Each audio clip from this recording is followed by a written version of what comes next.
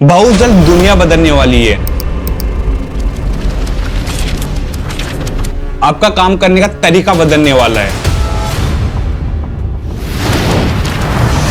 पूरी की पूरी इंडस्ट्री बदलने वाली है। हर किसी के पास खुद का एक सुपर इंटेलिजेंस होने वाला है। ये मैं नहीं बोल रहा, बल्कि ये कहना है मेटा के सीईओ मार्क जकरबर्ग का। आप लोगों ने शायद ही कभी सपने में भी सोचा होगा कि किसी कंपनी द्वारा अपने एम्प्लॉय को इतनी सैलरी भी दी जा सकती है। हाल ही में मेटा ने अपने सुपर इंटेलिजेंस लैब के लिए एक टीम हायर की थी।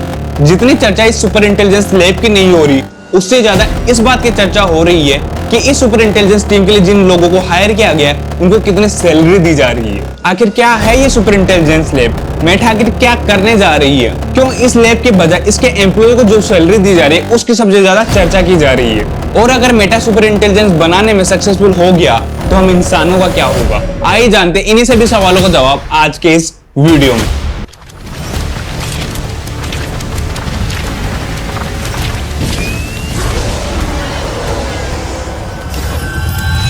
30 जून 2025 को मार्क जकरबर्ग द्वारा अपनी एआई रिसर्च के लिए सुपर इंटेलिजेंस लैब की अनाउंसमेंट की जाती है। इस सुपर इंटेलिजेंस टीम के लिए उनके द्वारा 44 लोगों की एक टीम को हायर किया जाता है। ये टीम कोई आम टीम नहीं है। इसमें दुनिया की सबसे बड़ी कंपनीज जैसे Google, deep mind, open AI, Anthropic और टिकटॉक के टॉप इंजीनियर्स को चुना गया है। इस टीम को लीड कर रहे हैं स्केल एआई के सीईओ अलेक्जेंडर वोंग और इसके को लीड होंगे former GitHub CEO Nat Friedman. इन 44 लोगों की टीम में अगर आप ध्यान से देखोगे तो आपको दो इंडियंस भी नजर आएंगे, तरपित बंसल और अहमद सैयद। तरपित बंसल और अहमद सैयद का इस टीम में चुना जाना एक प्राउड मोमेंट की बात है, क्योंकि भारत के दो लोगों को इस सुपर इंटेलिजेंस लैब का एक हिस्सा बनाया जा रहा है। लेकिन साथ ही ये एक निराशाजनक बात भी है कि भारत की प्रतिभाएं हर बार की तरह बाहर की कंपनीज में जाकर अपना कंट्रीब्यूशन देती है। सुंदर पिचाई, सत्य नडेला, शांतनु नारायणा, अंजलि सूद और अब एक बार फिर ये भारत के सिस्टम पर एक सीधा सीधा तमाचा है। सवाल ये है कि भारत में आखिर क्या किया जा रहा है अपनी इस प्रतिभा को भारत में रखने के लिए, भारत के डेवलपमेंट का एक हिस्सा बनाने के लिए।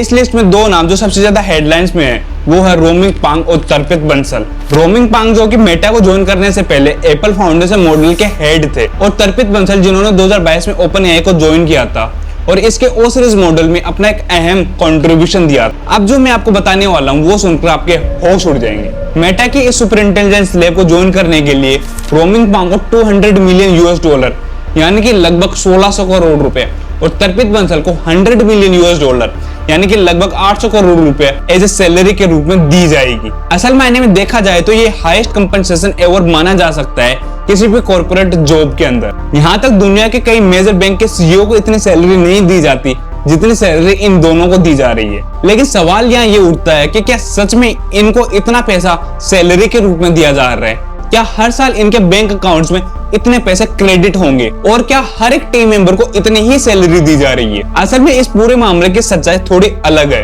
ओपन एआई के एक रिसर्चर जिन्हें मेटा से यह ऑफर मिला था, उन्होंने खुद बताया कि इस कंपनसेशन पैकेज को कई जगहों पर गलत तरीके से पेश किया जा रहा है। मेटा के स्पोक्स पर्सन का भी कहना है कि इस पूरे मुद्दे को काफी ज्यादा एग्जेजरेट करके बताया जा रहा है। यहाँ तक मेटा के सीटीओ एंड्रयू बॉसवर्थ ने भी यह कंफर्म किया है कि $100 मिलियन का ये ऑफर हर किसी के लिए नहीं है। ये ऑफर केवल कुछ ही सीनियर लीडरशिप रोल के लिए था और उन्हीं में शामिल है तरपित बंसल और रोमिंग पांग। मेटा के इस कदम से ओपन एआई के सीईओ सैम ऑल्टमैन भी नाखुश बताए जा रहे हैं, क्योंकि उनके कई टॉप टैलेंट को मेटा ने अपनी टीम में शामिल कर लिया है। यही वजह है कि सैम ऑल्टमैन द्वारा इस मामले को जानबूझकर एग्जैजरेट किया जा रहा है। वहीं जिन रिसर्चर्स को मेटा के द्वारा हायर किया गया है उन्होंने भी इस बात को कंफर्म किया है कि उन्हें $100 मिलियन जैसी कोई सैलरी नहीं दी जा रही है। ये दावे पूरी तरह से फेक है। हालांकि तरपित बंसल और रोमिंग पांग को जो सैलरी दी जा रही है वो सच है, लेकिन इसका मतलब ये नहीं है कि हर साल उनके बैंक अकाउंट्स में इतना पैसा क्रेडिट होगा। दरअसल ये एक लॉन्ग टर्म कॉन्ट्रैक्ट के तहत दिया गया मल्टी ईयर कंपनसेशन पैकेज है। इसमें उनकी बेस सैलरी के अलावा एक बड़ा साइन इन बोनस और एक बहुत ही सिग्निफिकेंट हिस्सा मेटा के स्टॉक्स का भी होगा। यह भी जरूरी है कि इस कॉन्ट्रैक्ट की अवधि पूरी होने से पहले अगर कोई इस कंपनी को छोड़ता है तो उसे पूरा कंपनसेशन नहीं दिया जाएगा। अगर उन्हें पूरी कंपनसेशन चाहिए तो उन्हें मेटा कंपनी के साथ उतने साल तक काम करना होगा जितने साल के लिए कॉन्ट्रैक्ट साइन किया गया है। मेटा के एक इंजीनियर ने बताया है कि एक सीनियर इंजीनियर को कंपनी की तरफ से लगभग $1 मिलियन का कंपनसेशन दिया जाता है। ऐसे में अगर एक सीनियर इंजीनियर को इतनी सैलरी दी जा सकती है तो उन लीडर्स को $100 मिलियन दिया जाना पॉसिबल है जो एक ऐसे रिवोल्यूशनरी प्रोजेक्ट पे काम कर रहे हैं जो आने वाले समय में पूरी दुनिया को बदल कर रख देंगे। इसलिए इसमें कोई बड़ी हैरानी की बात नहीं है कि रोमिंग पांग और कल्पित बंगल को सैकड़ों करोड़ों की सैलरी दी जा रही है। ये कंपनसेशन केवल उनकी वैल्यूज को नहीं दिखाता बल्कि उस इम्पैक्ट को भी दिखाता है जो आने वाले फ्यूचर में सुपर इंटेलिजेंस लैब से हमें देखने को मिलेगा। जो 44 लोग मेटा ने अपने सुपर इंटेलिजेंस लैब के लिए हायर किए हैं, उनमें से 40% ओपन एआई से, 20% डीप माइंड से और 15% स्केल एआई से। ऐसा लग रहा है कि मार्क जकरबर्ग ने अपने कंपटीटर के टॉप टैलेंट को चुन चुनकर अपनी टीम में शामिल किया है और अब उसी टैलेंट से बनी एक टीम को अपने कंपटीटर के सामने खड़ा कर दिया है। यहाँ पर मार्क ने एक बार फिर वही किया जो पिछले 2 दशक से करते आ रहे हैं। अगर किसी को कंपटीशन में हरा नहीं सकते तो उसको डिस्ट्रॉय कर दो। जब उन्हें लगा था कि सोशल मीडिया की दुनिया उनके हाथ से निकलती जा रही है तो उन्होंने व्हाट्सएप और इंस्टाग्राम को खरीद लिया। ट्विटर को टक्कर देने के लिए उन्होंने थ्रेड को लॉन्च कर दिया और अगर कोई कंपनी खरीदे जाने से मना कर दे तो उनके फीचर्स को कॉपी एंड पेस्ट कर दो। अब वही स्ट्रेटेजी मार्क ने एआई फील्ड में दिखाई है। दुनिया के टॉप कंपनीज के टॉप टैलेंट को हायर करके अपने कंपटीटर की ताकत को उनके सामने खड़ा कर दो। एक बार फिर मार्क जकरबर्ग ने यह साबित कर दिया कि वो ऐसे ही सोशल मीडिया को कंट्रोल नहीं करते। लेकिन एक सवाल ये भी उठता है कि आखिर इस सुपर इंटेलिजेंस का एक्चुअल मीनिंग क्या है? क्या ये कोई एक ऐसा रोबोट होने वाला है जो हुबहू इंसानों की तरह बिहेव करेगा, या फिर जो एआई मॉडल हमें आज के समय में दिखाई देते हैं उसी का एक एडवांस वर्जन होगा? आज के टाइम पर एआई ऑलरेडी इतना एडवांस हो चुका है जिसकी कल्पना हम आज से 5 से 6 साल पहले बिल्कुल भी नहीं कर सकते। एक क्लिक और वीडियो बनाना पॉसिबल है, एक क्लिक और आपकी इमेज जनरेट हो जाएगी, एक क्लिक और आपके लिए पूरा का पूरा गाना बन के रेडी हो जाएगा। पॉसिबिलिटीज एंडलेस है। लेकिन अगर आप ध्यान से देखोगे तो समझ में आएगा कि आज के समय भी इन एआई मॉडल को यूज करने के लिए ह्यूमन इंटरवेंशन की जरूरत होती है। जो भी काम आज एआई कर पा रहा है वो एग्जिस्टिंग टास्क को एक्सेलरेट कर पा रहा है। उसे खुद से नया सोचने की अभी एबिलिटी नहीं है। आपको उसे प्रॉम्प्ट के जरिए बताना पड़ता है कि उसे एक्चुअली करना क्या है। मार्क जकरबर्ग ने बताया कि उनका सुपर इंटेलिजेंस को लेकर जो विजन है वो इंडस्ट्री के बाकी लोगों से काफी अलग है। जहां बाकी कंपनी एक सेंट्रलाइज्ड एआई सिस्टम बनाने पर फोकस कर रही है, वहीं मेटा का ये विजन है कि रियल लाइफ में हर एक इंसान की अपने खुद की इंडिविजुअल एस्पिरेशंस होती है, अपने खुद के गोल्स होते हैं, खुद के ड्रीम्स होते हैं और अपनी लाइफ को जीने का एक तरीका होता है। इसी वजह से मेटा एक ऐसे सुपर इंटेलिजेंस पे काम कर रही है जो सेंट्रलाइज्ड ना होकर कंप्लीटली पर्सनलाइज्ड होगा, जो आपसे डीपली कनेक्टेड हो पाएगा, आपके गोल्स को समझ पाएगा और आपकी मदद भी करेगा उन गोल्स को अचीव करने के लिए जिसके लिए आप ये जिंदगी जी रहे हो। इसे इस एग्जांपल से समझो। मानो कि फ्यूचर में आपके पास एक सुपर इंटेलिजेंस होगा जिसका यूज आप कर सकते हो सॉफ्टवेयर को बिल्ड करने के लिए, ताकि आप अपना टाइम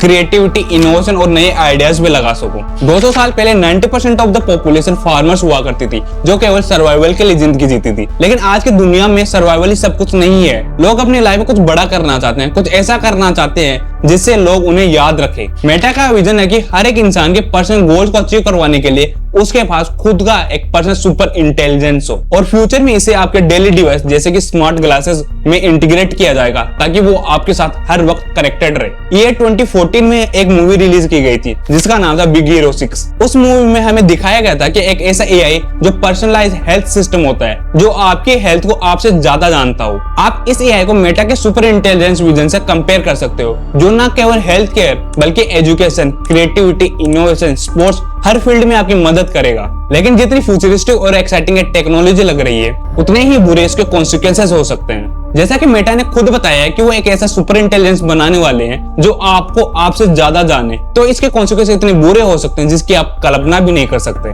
मान लो फ्यूचर में हमें ये टेक्नोलॉजी देखने को मिल जाती है, लेकिन एट द एंड ये है तो एक टेक्नोलॉजी ही, और दुनिया में ऐसी कोई टेक्नोलॉजी नहीं है जिसे हैक ना किया जा सके। एक हैकर कैसे आपका अकाउंट को हैक कर सकता है उसके बारे में डिटेल में मैंने इस वीडियो में डिस्कस किया है, और कैसे इस वीडियो के दौरान आपका अकाउंट हैक भी करूंगा वो भी बताया है। तो इस वीडियो को देखने के बाद इस वीडियो को जरूर देखना। अगर किसी ने समहाउ इसको कंट्रोल करना सीख लिया तो वह हर एक इंसान के लिए इतना बुरा साबित हो सकता है जिसकी हम कभी कल्पना भी नहीं कर सकते। वो उस सुपर इंटेलिजेंस का यूज करके हमें इमोशनली कंट्रोल कर सकता है, हमें हर एक पॉसिबल तरीके से डैमेज पहुंचा सकता है, वो हमारी लाइफ के हर एक चीज के बारे में जान सकता है, वो हमारी लाइफ को कंट्रोल करना सीख सकता है। जब भी ये टेक्नोलॉजी आएगी सेफ्टी एंड सिक्योरिटी हमेशा एक बहुत बड़ा कंसर्न रहेगा। चाहे इंसान फ्यूचर में कितना भी एडवांस हो जाए, कितने भी बड़े बड़े एआई सिस्टम बना दे, लेकिन सबसे अनइमेजिनेबल और मिरेकल थिंग जो इस पृथ्वी पर रहेगी वो है खुद इंसान। दुनिया में जितनी भी एआई डेवलपमेंट हो रही है वो आखिर क्यों हो रही है? ताकि इंसान खुद का एक आर्टिफिशियल रेप्लिका बना सके, एक आर्टिफिशियल ह्यूमन बना सके। मार्क जकरबर्ग का कहना है कि इस दशक के एंड तक पता चल जाएगा कि ये टेक्नोलॉजी किस हद तक पावरफुल हो हो सकती है। ये पर्सनल एम्पावरमेंट का एक टूल बनेगा या फिर लोगों को कंप्लीटली रिप्लेस कर देगा। कुछ रिपोर्ट्स के अकॉर्डिंग तो मेटा यूएस के मैनहट्टन जितना बड़ा एक डेटा सेंटर बना रहा है, जो कि 2026 तक हमें देखने को मिल सकता है और इसको नाम दिया गया प्रोमीथियस। फ्यूचर में ये टेक्नोलॉजी कैसी होगी ये तो फ्यूचर ही बताएगा, लेकिन अगर आपको इस वीडियो से कुछ इन्फॉर्मेटिव जानकारी मिली तो इस वीडियो को लाइक, शेयर एंड चैनल को सब्सक्राइब जरूर करना। Thank you.